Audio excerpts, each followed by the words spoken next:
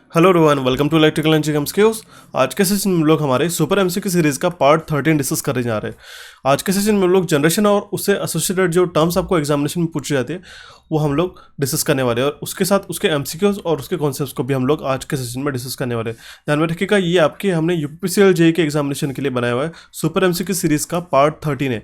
अगर इसके पहले के प्रीवियस सेशन नहीं देखे होंगे तो यहाँ पे आई बटन पे आपको लिंक प्रोवाइड करा दे दो, या फिर आप डिस्क्रिप्शन बॉक्स में एक प्लेलिस्ट ओपन होगी, उसमें जाके आप सारे जो इंपॉर्टेंट सेशंस है 12 सेशन अभी तक जो हमने डिस्कस किए वो जाके देख सकते हो।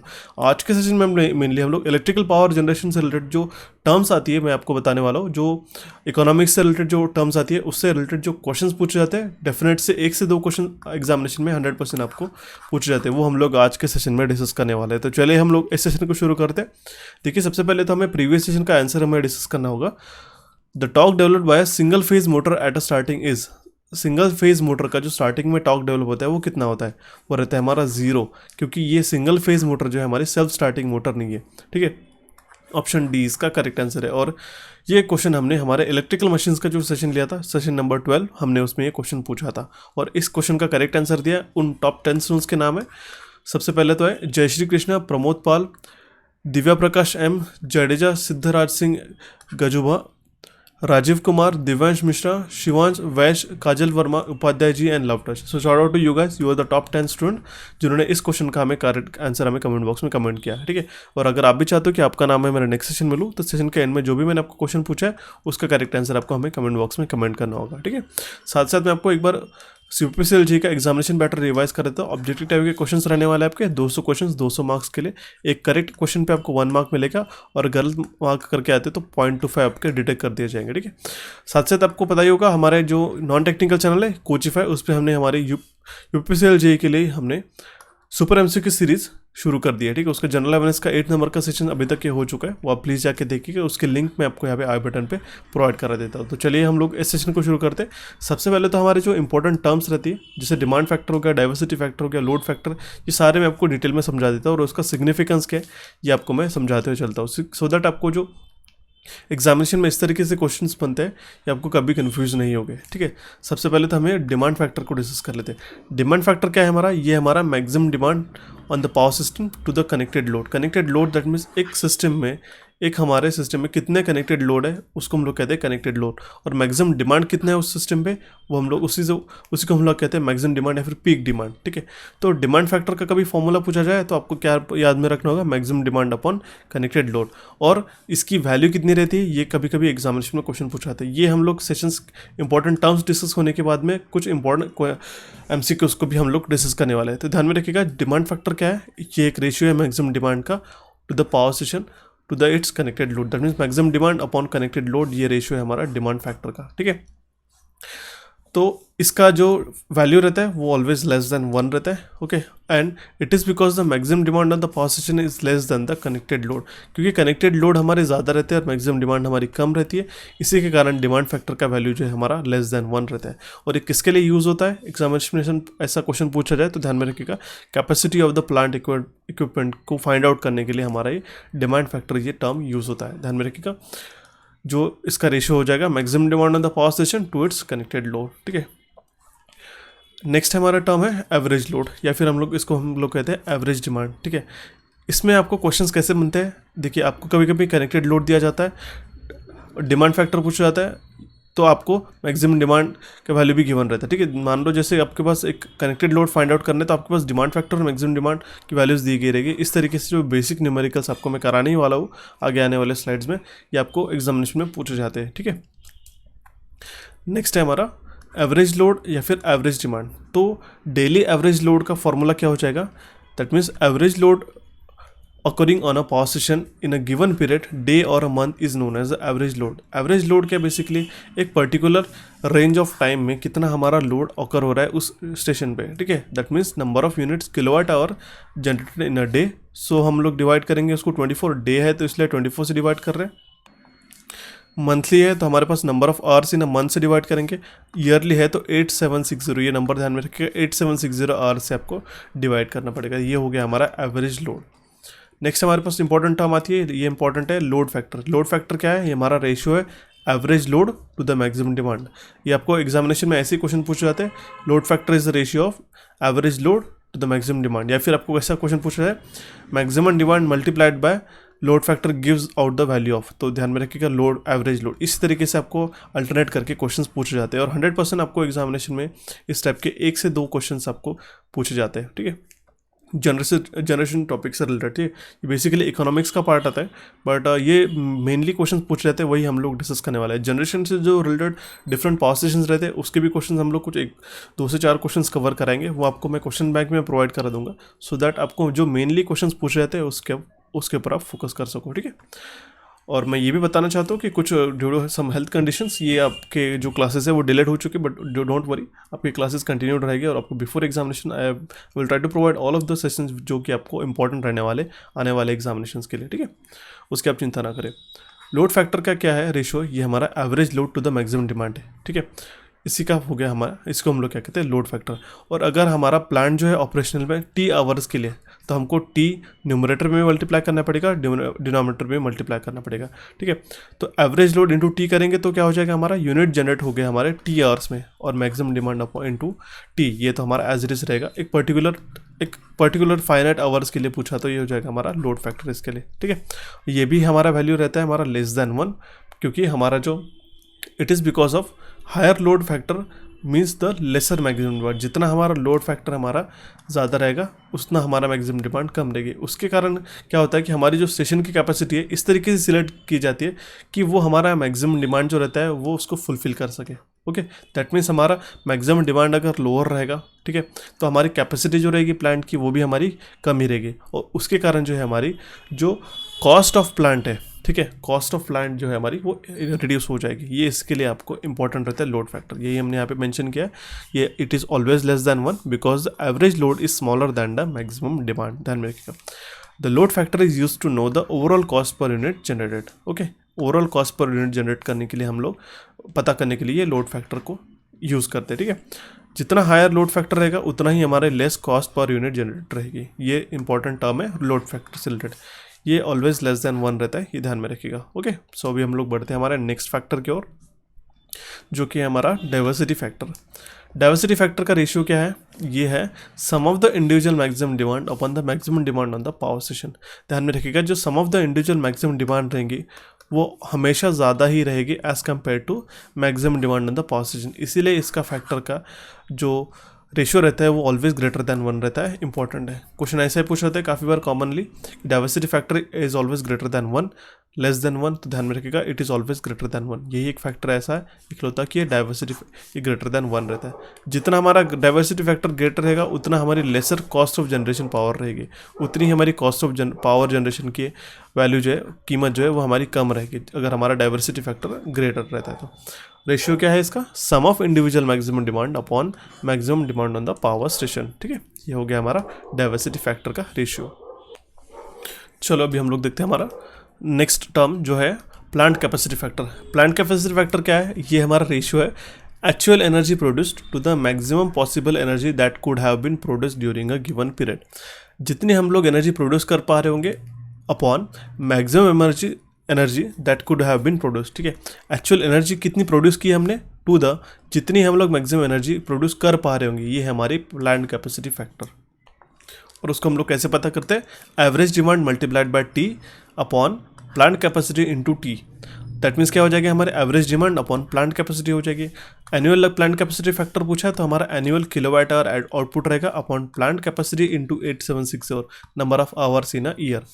रिजर्व कैपेसिटी क्या हो जाएगी, हमारी प्लांट की कैपेसिटी कितनी है माइनस हमारी मैक्सिमम डिमांड, वो हमारी रिजर्व कैपेसिटी रहती है। इसके ऊपर एक क्वेश्चन भी हम लोग लेने ही वाले हैं। ठीक है, ध्यान में रखिएगा, प्लांट कैपेसिटी फैक्टर क्या है, actual energy produce upon maximum energy that could have been produce. Next जो हमारा टर्म आता है जो है हमारा plant use factor, it is a ratio of kilowatt hour generated to the product of plant capacity and the number of hours for which the plant was in operation. Station output है upon plant capacity into hours of use, ये हो गया हमारा plant use factor. Important है, ध्यान में रखिएगा। Next हमारा आता है अगर ये एक इंपॉर्टेंट टर्म है बेसिकली, ध्यान में रखिएगा, जिसमें आपको यूनिट जनरेटेड पर एनम पूछा जाता है, ठीक है। तो ये हमारा लोड फैक्टर, एवरेज लोड और मैक्सिमम डिमांड में से हम लोग क्या निकाल पाएंगे, एवरेज लोड निकाल पाएंगे, जिससे दैट मीन्स हम लोग फाइंड आउट कर पाएंगे जो यूनिट जनरेट हो रहे पर ईयर में। तो वो हो जाएगा हमारा एवरेज लोड, किलोवाट में कितना लोड था और एक ईयर में कितने, एक साल में कितने घंटे रहते हैं। तो ये हो जाएगा हमारा 8760। तो एवरेज लोड का हम लोग कैसे निकाल पाएंगे, maximum demand multiplied by load factor, ठीक है। Maximum demand multiplied by load factor into 8760। तो उससे हम लोग यूनिट कितने जनरेट कर दिए हमने एक एनम में, एक ईयर में, ये हम लोग फाइंड आउट कर पाएंगे, ठीक है। आई होप आपको एक समझ में आया होगा। सो सबसे पहले अभी हम लोग क्वेश्चंस को डिस्कस करना शुरू कर देते हैं, ठीक है। पहला क्वेश्चन है हमारा, maximum demand on the power station is 100 megawatt. Maximum demand है हमारे पास 100 मेगावाट की। इसमें हमें एनुअल लोड फैक्टर भी गिवन है 40%, ठीक है। लोड फैक्टर गिवन है हमारे पास 40%। उसको हम लोग 100 से मल्टीप्लाई डिवाइड करते तो हमारे पास 0.4 में इसकी फ्रैक्शंस में वैल्यू आ जाएगी। तो हमें टोटल एनर्जी जनरेटेड कितना है ये हमें क्वेश्चन में पूछा गया। अभी मैंने आपको बताया था टोटल एनर्जी जनरेटेड कितना हो जाएगा हमारा, maximum demand multiplied by load factor, ठीक है।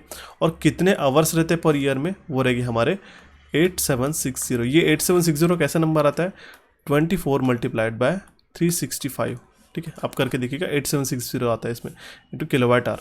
तो इसमें आप सारे वैल्यू सब्स्टिट्यूट कर दे। मैक्सिमम डिमांड कितना है 100 मेगावाट। तो मेगावाट के लिए हम लोग इंटू 10⁻⁴, ठीक है। I have to erase this, into 10⁻³ से हम लोग मल्टीप्लाई करेंगे, ओके। ये 3 से इसलिए हम लोग मल्टीप्लाई करेंगे, हम लोग डायरेक्टली किलोवाट आवर में हम लोग फाइंड आउट कर रहे हैं, ये वैल्यू ध्यान में रखिएगा, ठीक है। Into 10⁻³ into 0.4 into 24 into 365, okay. तो आपका इसका वैल्यू आ जाएगा 3504 इंटू 10⁻⁵ किलो वाट आवर, ठीक है। अगर आपको ये वाट आवर में पूछा जाए तो इंटू 10⁻³ से इसको मल्टीप्लाई कर देना, ठीक है। किलो टू वाट में कन्वर्ट हो जाएगा, ठीक है। 3504 इंटू 10⁻⁵ इसका करेक्ट आंसर आ जाएगा, जो कि ऑप्शन सी। देखते हैं अभी हमारा नेक्स्ट क्वेश्चन। ये क्वेश्चन काफ़ी इंपॉर्टेंट है, ध्यान से देखिएगा। A generating station has a connected load of a 43 megawatt and a maximum demand of a 20 megawatt. The unit generated being a 61.5 into 10⁻⁶ kilowatt hour per annum. The demand factor and the load factor is, हमें यहाँ पे demand factor और load factor की value पूछी गई है। यहाँ पे हमारे पास क्या क्या गिवन है, ये सबसे पहले तो ध्यान में रखना होगा। कनेक्टेड लोड गिवन है हमारे पास, मैक्सिमम डिमांड गिवन है 20 मेगावाट की है, और कितने यूनिट जनरेटेड है एक ईयर में वो है हमारे पास 61.5 into 10⁻⁶. I'll have to highlight this. Okay, ये हमारे पास वैल्यूज़ गिवन है, ओके। तो हमारे पास डिमांड फैक्टर का सबसे पहले तो ये हम लोग वैल्यू फाइंड आउट कर लेते हैं। ये क्या हो जाएगा, आपको ध्यान में रखना होगा मैक्सिमम डिमांड, ये आपको वैल्यूज़ लर्न ही कर लेनी है, ठीक है। Maximum demand upon connected load, okay. Maximum demand कितना है हमारे पास 20 है, यहाँ पे गिवन है ऑलरेडी। अपॉन कनेक्टेड लोड कितना है 43, इसका वैल्यू आ जाएगा 0.465। ये तो वैल्यू आ गई, ठीक है। दैट मीन्स आपका ऑप्शन सी करेक्ट हो जाएगा, बट मैं आपको लोड फैक्टर भी कैलकुलेट करके बता रहा हूँ, ठीक है। लोड फैक्टर कैलकुलेट करने के लिए आपको तो जो यूनिट एवरेज डिमांड है ये वैल्यू फाइंड आउट होना काफ़ी इंपॉर्टेंट है, ठीक है। लोड फैक्टर का फॉर्मूला आपको पता ही है कि वो है हमारा average demand upon maximum demand, okay. आपको पता है एवरेज डिमांड हम लोग कैसे निकालते हैं। यहाँ पे एवरेज डिमांड तो हमारे पास गिवन नहीं है, हमारे पास यूनिट जनरेटेड गिवन है जो कि है 61.5 into 10⁻⁶। तो अभी हम लोग क्या करेंगे एवरेज डिमांड निकालने के लिए, okay. Unit generated in annum, कितने यूनिट जनरेट किए गए 61.5 into 10⁻⁶, उसको हम लोग डिवाइड करेंगे आवर्स में, आवर से 8760 से। इसके अप्रॉक्सीमेट भी वैल्यूज़ ले सकते हो, तो ये आ जाएगा 7020 किलो वाट, ओके। इसमें आप ये वैल्यू सब्स्टिट्यूट कर सकते हो। दैट मीन्स हमारा जो लोड फैक्टर आ जाएगा, यहाँ पे बता देता हूँ, लोड फैक्टर आ जाएगा, एवरेज डिमांड कितना है हमारा 7020 अपॉन, इसके डिनोमिनेटर में क्या है मैक्सिमम डिमांड है 20 से इसको डिवाइड कर देंगे, 0.351 ही हमारा इसका लोड फैक्टर आ जाएगा, ठीक है। दैट मीन्स ऑप्शन सी जो है ये इस केस में हमारा करेक्ट आंसर आ जाएगा। डिमांड फैक्टर है हमारा 0.465 एंड 0.351 जो है हमारा, ओके। ये लोड फैक्टर आ गया हमारा, ओके। आई होप आपको एक ही क्वेश्चन में दोनों भी जो वैल्यूज़ फाइंड आउट करना है आपको समझ में आया होगा, ठीक है। देखते हैं हमारा next question. A generating station has a average demand of 15 megawatt. If the plant capacity factor is 50%, what is the plant capacity? अगर हमारे पास एक जनरेटिंग स्टेशन है जिसका एवरेज डिमांड है 15 मेगावाट, प्लांट कैपेसिटी फैक्टर है 50% का, तो प्लांट कैपेसिटी कितनी होगी? ठीक है, प्लांट कैपेसिटी फैक्टर का फॉर्मूला पता होगा, जो कि हमारा average demand upon plant capacity. ठीक है, एवरेज डिमांड कितना है हमारे पास? 15 मेगावाट का है, और हमारे पास प्लांट कैपेसिटी कितनी है? 0.5, वैल्यू आ जाएगा 30 मेगावाट का। ठीक है, ऑप्शन डी इसका करेक्ट आंसर आ जाएगा। इस तरीके से क्वेश्चंस आपको एग्जामिनेशन में पूछे जाते हैं। There are no standby losses in a plant. Standby losses मतलब क्या है? अगर हमारा जो पावर स्टेशन है वर्किंग में नहीं है, बट लेकिन वो स्टैंड बाय मोड पे ऑपरेट कर रहा है, दैट मीन्स वो जनरेट तो नहीं कर रहा है हमारा, बट लेकिन उसको ऑपरेशन में रखने के लिए जो हमें पावर की रिक्वायरमेंट रहती है वो किस में नहीं रहती है, नो के बराबर, ना के बराबर रहती है, वो हमारा हाइड्रो पावर स्टेशन। ठीक है, हाइड्रो इलेक्ट्रिक पावर स्टेशन, उसमें हमारे स्टैंड बाय लॉसेस कुछ भी नहीं रहते। ऑप्शन बी इसका करेक्ट आंसर आ जाएगा। Nuclear reactor utilises the process of. Nuclear reactor के अंदर कौन सी प्रोसेस रहती है? फ्यूजन रहती है, फिजन रहती है? ये काफ़ी बार इंपॉर्टेंट क्वेश्चन है, पूछा जाता है। ठीक है, फ्यूजन और फिजन में हम लोग काफ़ी बार कन्फ्यूज जाते हैं, तो उसमें हमारा रहता है फिजन प्रोसेस। ऑप्शन बी इसका करेक्ट आंसर है। फिजन में क्या होता है? हमारा न्यूट्रॉन जो है कोलाइड करता है यूरेनियम एटम पे, और वो स्प्लिट होता है, जिससे हमारी large number of energy release करते हैं in the form of heat and radiation. ये हो गया हमारी फिजन प्रोसेस। और फ्यूजन मतलब कंबाइन होना, फ्यूजन मतलब स्प्लिट अप होना। ठीक है, यहाँ पे आप बेसिक से इसको ध्यान में रख सकते हो। ठीक है, जब हमारा न्यूट्रॉन कोलाइड करता है यूरेनियम एटम पे, तो हीट एंड रेडिएशन के फॉर्म में हमें एनर्जी डिसिपेट हुई मिलती है। ठीक है, वही हम लोग यूटिलाइज करते हैं पावर जनरेशन के लिए। ऑप्शन बी इसका करेक्ट आंसर था। The highest point on the daily load curve represent. Daily load curve पे हाईएस्ट पॉइंट क्या रिप्रेजेंट करता है? वो हमारा मैक्सिमम डिमांड रहता है। ये हो गया हमारा डेली लोड कर्व। 24 आवर्स तक अगर हम लोग टाइम को डिवाइड करते हैं, तो हमारा इवनिंग में आपका सबसे पावर कंज्यूम होता है, क्योंकि आपके लाइट्स वगैरह ऑन होते हैं।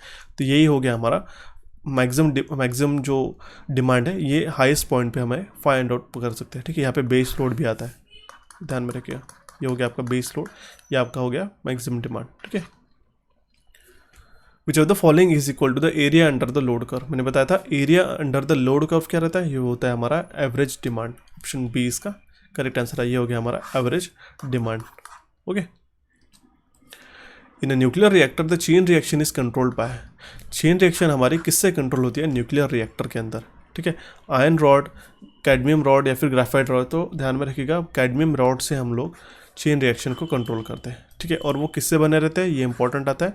ये रहते हैं बने बोरॉन से, और मॉडरेटर जो रहता है, ठीक है, वो बना रहता है ग्राफाइट से। ये दोनों भी क्वेश्चन 100% पूछ जाने के चांसेस है, और इंपॉर्टेंट है, ध्यान में रखिएगा। ओके,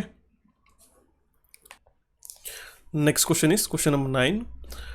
एक हमारा एक क्वेश्चन है, इसमें ऑप्शन इसलिए नहीं रखे मैंने कि आपको एक आइडिया बता दो कि किस तरीके के क्वेश्चन आपको एग्जामिनेशन में पूछे जाते हैं करके। ठीक है, ध्यान में रखिएगा। ठीक है, तो अभी हमारे पास जो वैल्यूज़ गिवन है, क्या है क्वेश्चन में हमारे पास? पहले तो ये जानना पड़ेगा हमें। जनरेटिंग स्टेशन की मैक्सिमम डिमांड है हमारी 25 मेगावाट की। ठीक है, 25 मेगावाट का एक मैक्सिमम डिमांड है हमारे जनरेटिंग स्टेशन का। उसका लोड फैक्टर है 60% का। प्लांट कैपेसिटी फैक्टर भी गिवन है हमारे पास, और प्लांट यूज फैक्टर भी गिवन है। तो हमें रिजर्व कैपेसिटी फाइंड आउट करनी है, डेली जो एनर्जी प्रोड्यूस हो रही है वो फाइंड आउट करनी है, maximum energy that could have been produce daily अगर हमारा प्लांट रनिंग है एज पर द शेड्यूल, और वो हमारा फुली लोडेड है। तो ये सारे वैल्यूज़ हमें फाइंड आउट करनी है। ठीक है, तो हम लोग 1 बाय 1 इसको फाइंड आउट करते हैं। ठीक है, तो सबसे पहले हमारे पास लोड फैक्टर फाइंड आउट करना पड़ेगा, जो हो जाएगा हमारा average demand upon maximum demand. ठीक है, तो हमारे पास लोड फैक्टर तो ऑलरेडी गिवन है, तो हम लोग इससे एवरेज डिमांड निकाल पाएंगे। ठीक है, जो कि हमारा वो आ जाएगा हमारा 0.6 मल्टीप्लाइड बाई 25। ठीक है, 25 क्या है हमारे पास? ये मैक्सिमम डिमांड है, तो इसका वैल्यू आ जाएगा हमारा 15 मेगावाट। ये हो गया हमारा एवरेज डिमांड का वैल्यू। करेक्ट, अभी हमारे पास प्लांट कैपेसिटी फैक्टर भी गिवन है, जो कि होता है हमारा average demand. Plant capacity factor क्या होता है हमारा? Average demand upon plant capacity, जो कि हो जाएगी हमारी। इससे हम लोग प्लांट कैपेसिटी फाइंड आउट कर पाएंगे, क्योंकि प्लांट कैपेसिटी फैक्टर गिवन है हमारे पास 72%। प्लांट कैपेसिटी फैक्टर है हमारे पास 0.5%। ठीक है, ये प्लांट यूज फैक्टर था। ठीक है, तो हम लोग इससे क्या फाइंड आउट कर पाएंगे? Plant capacity. ठीक है, that means plant capacity find out कर पाएंगे, वो क्या हो जाएगा हमारे 15/0.5, ये हो जाएगा 30 मेगावाट। ठीक है, ये दोनों वैल्यूज़ आ गई। तो हमारे पास रिजर्व कैपेसिटी फाइंड आउट करने के लिए हम लोग क्या करेंगे, प्लांट की कैपेसिटी कितनी है उसमें से हम लोग हमारे मैक्सिमम डिमांड को माइनस कर देंगे। ठीक है, प्लांट की टोटल कैपेसिटी कितनी है और मैक्सिमम डिमांड कितनी रहेगी, इसको अगर हम लोग माइनस करते हैं तो हमारे पास कैपेसिटी पता चल जाएगी। तो 30 - 25 हो जाएगा। ठीक है, मैक्सिमम डिमांड है 25 और 30 हो जाएगी हमारी प्लांट कैपेसिटी, तो ये हो जाएगा हमारा 5 मेगावाट। ये तो क्वेश्चन आ गया हमारे पास। एनर्जी कितनी हम लोग प्रोड्यूस कर पाएंगे। ठीक है, allow to change the colour so that you can understand.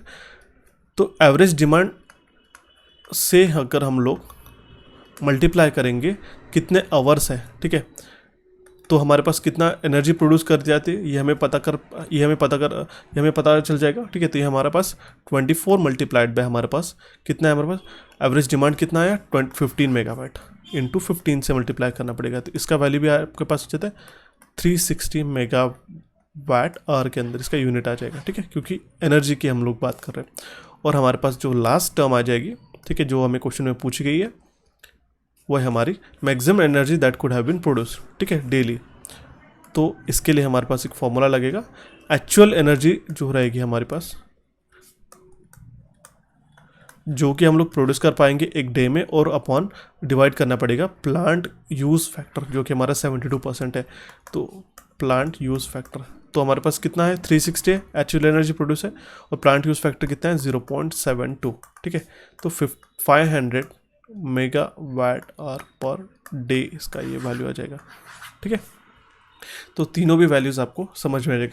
ये क्वेश्चंस आपको कराने का एक ही मतलब है कि आपको जो डिफरेंट वेराइटी के क्वेश्चंस पूछे जाते हैं इस जनरेटिंग स्टेशन के इकोनॉमिक्स पे आपको आ सके। ठीक है, तो ये इस टाइप के क्वेश्चंस आपको एग्जामिनेशन पूछे जा सकते हैं। ये तो हमने एक इसमें 2-4 क्वेश्चंस कवर करा है, बट आपको मेनली MCQ के फॉर्म्स में क्वेश्चन पूछे जाएंगे। और आप ये बात की चिंता मत करिएगा कि आपको कैलकुलेटर अलाउड रहेगा नहीं रहेगा, ये सारी चीज़ें, क्योंकि ये जो क्वेश्चन है वो डुएबल रहेगी और जो वैल्यूज़ वहाँ पे गिवन रहेगी वो आप ईजिली कैलकुलेट कर पाओगे। ठीक है, देखते हैं हमारा नेक्स्ट क्वेश्चन। नेक्स्ट क्वेश्चन है हमारा, in hydroelectric power station Kaplan turbine is used for. Hydroelectric power station में डिफरेंट टाइप के टर्बाइंस रहते हैं, उसमें हम लोग कपलाइन टर्बाइन किसके लिए यूज़ करते हैं, मीडियम हेड के लिए, हाई हेड के लिए, या फिर लो हेड के लिए, ऐसा आपको क्वेश्चन एग्जामिनेशन में पूछे जाते हैं। तो हम लोग लो हेड के लिए यूज़ करते हैं, ऑप्शन डी इसका करेक्ट आंसर है।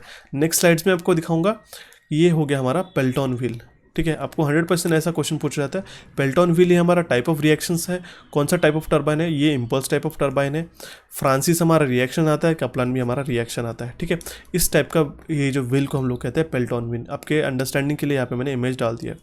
ये एक हमारा इम्पल्स टाइप ऑफ टर्बाइन है जो हम लोग लो डिस्चार्ज और हाई हेड के लिए यूज़ करते हैं। ठीक है, लो डिस्चार्ज और हाई हेड के लिए यूज़ करते हैं।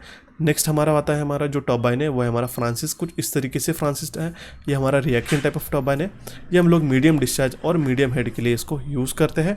ओके, और नेक्स्ट आता है हमारे पास कपलाइन टर्बाइन। यहाँ पे इमेज में कपलाइन टर्बाइन देख सकते हो, जो कि हमारा रिएक्शन टर्बाइन है, और वो जो है हमारा हाई डिस्चार्ज और लो हेड के लिए हम लोग उसको यूज़ करते हैं। ध्यान में रखिएगा, कपलाइन टर्बाइन जो है हमारी एक रिएक्शन टाइप ऑफ टर्बाइन है, हाई डिस्चार्ज और लो हेड के लिए यूज़ करते हैं। पेल्टन लो के लिए, फ्रांसिस मीडियम के लिए, कपलान हाई डिस्चार्ज के लिए। और उसका हेड भी ध्यान में रखिएगा, हाई हेड, मीडियम हेड और लो हेड। ये टेबल को आपको 100% लर्न करके जाना है। ठीक है, एक क्वेश्चन आपको इसमें से 100% पूछा जाता है, ध्यान में रखिएगा। देखते हैं अभी हमारा next question. In hydroelectric power plants dash reduces the water hammer effect in. Hydroelectric power station में हमारा वाटर हैमरिंग इफेक्ट जो होता है वो किसके अंदर रहता है, किसके अंदर होता है, और क्या वो कौन सा ऐसा इक्विपमेंट है वो रिड्यूस करते हैं। तो हमारी सर्ज टैंक जो है वो रिड्यूस करते हैं हमारी वाटर हैमरिंग इफेक्ट जो पेन स्टॉक के अंदर होता है। ठीक है, ऑप्शन सी इसका करेक्ट आंसर है। The air preheater in a thermal power plant is called as. जो एयर प्री हीटर है हमारे थर्मल पावर प्लांट में वो क्या है हमारा, वो एक हमारा इफिशिएंसी इंक्रीजिंग इक्विपमेंट है। ऑप्शन बी इसका करेक्ट आंसर है। जो एयर प्री हीटर है, ठीक है, जो वो यूटिलाइज करते हैं हमारी फ्लू गैसेस की हीट को और फीड करता है हमारे जो बॉयलर को रिक्वायर रहती है एयर को। ठीक है, तो उसी के कारण वो एक हमारा एफिशिएंसी इंक्रीजिंग इक्विपमेंट करके भी कहा जाता है। ठीक है, ऑप्शन बी इसका करेक्ट आंसर हो जाएगा। नेक्स्ट क्वेश्चन है हमारा, which type of a fan used between a dust collector and a chimney in a thermal power plant.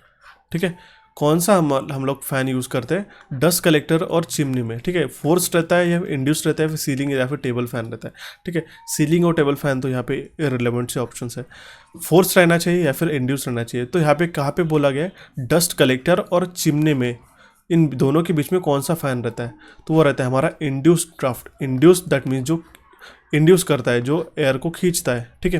तो यहाँ पे हमारे पास कौन सा वहाँ पे जो थर्मल पावर प्लांट का यहाँ पे इमेज बने यहाँ पे इंक्लूड किया है, ठीक है। तो डस्ट कलेक्टर और यहाँ पे चिमनी की बात कर रही है, ये हो गया हमारी चिमनी और ये हो गया हमारा डस्ट कलेक्टर यहाँ से। तो ये इंड्यूस्ड ड्रॉट फैन यहाँ पे इंक्लूडेड है। फोर्स ड्रॉट दैट मीन्स ये बाहर की हवा यहाँ पे फोर्स कर रहा है, इंड्यूस दैट मीन्स ये एयर को सक कर रहा है, इनटेक कर रहा है और यहाँ पे एग्जॉस्ट कर रहा है, ठीक है, चिमनी के द्वारा। ये आपको ये जो थर्मल पावर प्लांट का जो लेआउट है ये आपको ध्यान में रखना है। इसमें इकोनोमाइजर का काम क्या रहता है, सुपर हीटर का काम क्या रहता है, टर्बाइन का काम क्या रहता है, ठीक है, कंडेंसर, कूलिंग टावर, ये एक इमेज से आपको समझना नहीं, ऑलरेडी मैंने एक्सप्लेन करा दिया, ध्यान में रखिएगा, ठीक है। ये जो चार्ट है एक बार आप इसको अच्छे से समझ लेना, ठीक है, या फिर हम लोग एक थियोरी सेक्शन में इसको कवर करा देंगे, ठीक है। What is the function of a turbine in a hydro power plant, what is the function of a turbine in a hydro power plant. Hydro power plant में टर्बाइन का क्या काम रहता है, तो हम लोग इलेक्ट्रिकल पावर जनरेट करने के लिए ये सिलेक्ट करके मत आना, गलत हो जाएगा। मैकेनिकल पावर को जनरेट करने के लिए हम लोग उसको यूज़ करते हैं, ऑप्शन डी इसका करेक्ट आंसर आ जाएगा। Yaw control in a wind energy power plant is, yaw control जो रहता है वो हमारा किस लिए रहता है विंड एनर्जी पावर प्लांट में, जो कि हमारे हॉरिजेंटल एक्सिस पे रोटेट करने के लिए हम लोग इसको यूज़ करते हैं, ऑप्शन डी इसका करेक्ट आंसर आ जाएगा। Rotate the turbine around the horizontal axis, इसको हम लोग कहते हैं यॉ सिस्टम, ये इस डायरेक्शन में ऐसा मूव होता है, ठीक है, इसको हम लोग कहते हैं यॉ कंट्रोल।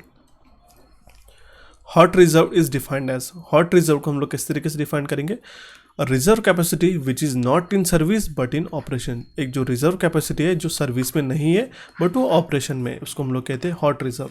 उसके बाद में आपके पास स्पिनिंग रिजर्व रहता है, स्पिनिंग रिजर्व ध्यान में रखना होगा, जो कि हमारा रिजर्व कैपेसिटी है, ठीक है, रिजर्व कैपेसिटी जो कि कनेक्टेड रहती है बट बस से, बट वो हमारे रेडी रहती है लोड लेने के लिए, उसको हम लोग कहते हैं स्पिनिंग रिजर्व। कोल्ड रिजर्व क्या रहता है, जो जनरेटिंग कैपेसिटी हमारी अवेलेबल रहती है सर्विस के लिए बट वो नॉर्मली हमारे इमीडिएट लोडिंग के लिए हम लोग उसको यूज़ नहीं करते। ये दोनों चीज़ें आपको ध्यान में रखनी है इसी के साथ, ऑप्शन नहीं इसका करेक्ट आंसर आ जाएगा, ठीक है। A steam thermal power plant works on, steam thermal power plant कौन से साइकिल पे वर्क करता है, ऐसा क्वेश्चन हमेशा पूछा जाता है, तो हमारे रैंकिन साइकिल पे वो यूज़ करता है, ऑप्शन बी इसका करेक्ट आंसर आ जाएगा, ठीक है।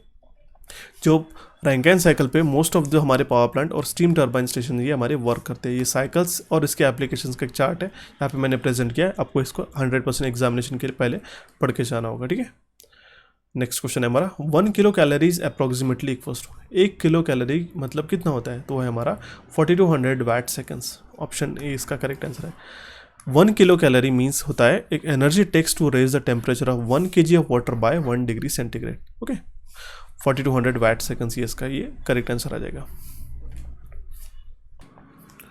Which of the following is the best quality coal use in thermal power plant, thermal power station में हमारी बेस्ट क्वालिटी ऑफ कोल जिसमें हाईएस्ट जो कार्बन कंटेंट रहते हैं वो हमारा कौन सा है, ठीक है, तो वह है हमारा एंथ्रेसाइट कोल, ठीक है, जिसमें 80 to 95% कार्बन कंटेंट रहता है, ऑप्शन डी इसका करेक्ट आंसर आ जाएगा, ठीक है। और उसकी कैलोरीफिक वैल्यू है वो हाईएस्ट रहती है। सबसे लो क्वालिटी का जो कोल माना जाता है वो हमारा पीट है, उसके बाद में लिग्नाइट, सब बिटुमिनस, बिटुमिनस एंड एंथ्रेसाइट है। तो एंथ्रेसाइट कोल जो है हमारा हाईएस्ट क्वालिटी ऑफ कोल है, ठीक है, बेस्ट क्वालिटी कोल इसको यूज़ किया जाता है, सबसे ज़्यादा इसमें कार्बन कंटेंट रहता है, ओके, ऑप्शन डी इसका करेक्ट आंसर आ जाएगा। नेक्स्ट क्वेश्चन है हमारा 2 steam driven alternators are operating in a parallel, load sharing between them may be adjusted by varying. अगर हमारे पास 2 स्टीम ड्रिवन अल्टरनेटर है जो ऑपरेट हो रहे पैरेलल में, तो उसका लोड शेयरिंग जो होगा वो कैसे एडजस्ट कर पाएंगे हम लोग, तो हम लोग पावर फैक्टर एडजस्ट कर पाएंगे या फिर फील्ड स्ट्रेंथ या फिर स्टीम सप्लाई जो है उसको चेंज कर पाएंगे, तो ऑप्शन सी इसका करेक्ट आंसर आ जाएगा। अगर हम लोग स्टीम सप्लाई उसके प्राइम मूवर को चेंज करते हैं तो हमारा जो 2 अल्टरनेटर है हमारे पैरेलल में ऑपरेटर है उसका लोड शेयर हम लोग चेंज कर पाएंगे, ठीक है, ऑप्शन सी इसका करेक्ट आंसर था। तो ये थे हमारे कुछ इंपॉर्टेंट क्वेश्चंस गाइस, ठीक है। नेक्स्ट सेशन के लिए मैं क्वेश्चन छोड़ के जा रहा हूँ, ठीक है। क्वेश्चन क्या है, which of the following generating power station requires a lot of time for starting. इस क्वेश्चन का आपको करेक्ट आंसर आपको हमें कमेंट बॉक्स में कमेंट करना होगा। तो ये थे हमारे 20 important question on general generating station and their economics, ठीक है। आपके आने वाले कुछ ही दिनों में डिफरेंट क्वेश्चन जो टॉपिक्स है मैं आपको कवर करा दूंगा, ठीक है। आई होप होप आपको सेशन समझ में आएगा। इस सेशन को आपके दोस्तों के साथ शेयर करेगा। हमारे नए चैनल कोचिफाई को यहाँ पे क्लिक करके सब्सक्राइब कर सकते हैं, ठीक है। और इस सेशन को आपका PDF पाने के लिए आप हमारे टेलीग्राम चैनल को भी ज्वाइन कर सकते हैं। So guys, for the next time I will see you and have a nice day.